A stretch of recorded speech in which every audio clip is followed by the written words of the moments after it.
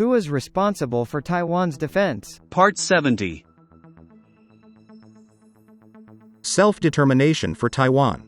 Many people favor the Taiwan populace vigorously moving forward and advocating the principle of self-determination in order to become a sovereign independent nation fully recognized by the international community. This principle is enshrined in the Charter of the United Nations, which has been acceded to by most of the states of the world. Other international agreements, including the International Covenant on Civil and Political Rights, also stress the importance of this principle. However, in the current era it is difficult to accomplish the goal of self-determination without joining the United Nations. Statehood in the United Nations.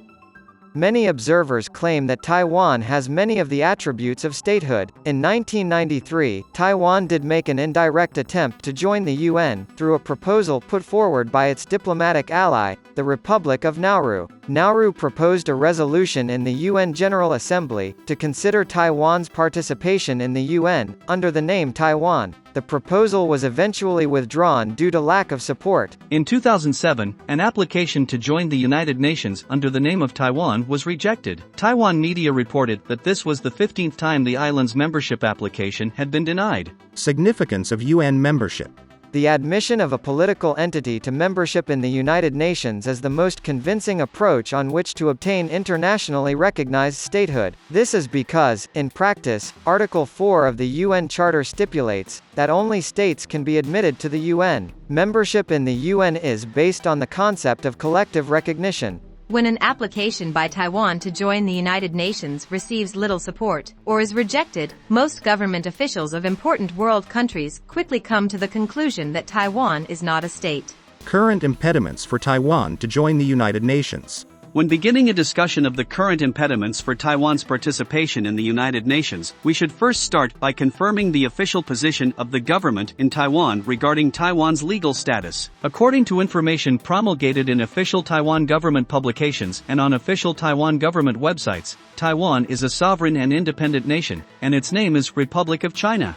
This is the government's official stance not only in regard to domestic affairs, but also when conducting international relations, and in particular when establishing diplomatic relations with other countries. Additionally, as most people know, the government in Taiwan has used the Constitution of the Republic of China since 1947, and according to that constitution it considers itself to be the legal government of all of China. This includes, at the minimum, the entirety of the mainland China geographic areas. However, the content of UN General Assembly Resolution 2758, passed on October 25, 1971, is diametrically opposed to this, and recognizes the PRC as the only legitimate representative of China to the United Nations. Therefore, it is clear that in the current era, in a very fundamental way, the UN membership process and Security Council dynamics continue to pose a severe impediment to the ambitions of many Taiwan people, who hope to push for Taiwan to join the United Nations as a full member. More specifically, the process for joining the UN involves a recommendation from the Security Council followed by a vote in the General Assembly. However, given the PRC's status as a permanent member of the Security Council with veto power, it is impossible to imagine that any proposal to grant UN membership to Taiwan will pass. For over 50 years, the PRC has consistently opposed Taiwan's participation in the United Nations as a full member and would certainly veto any such proposal.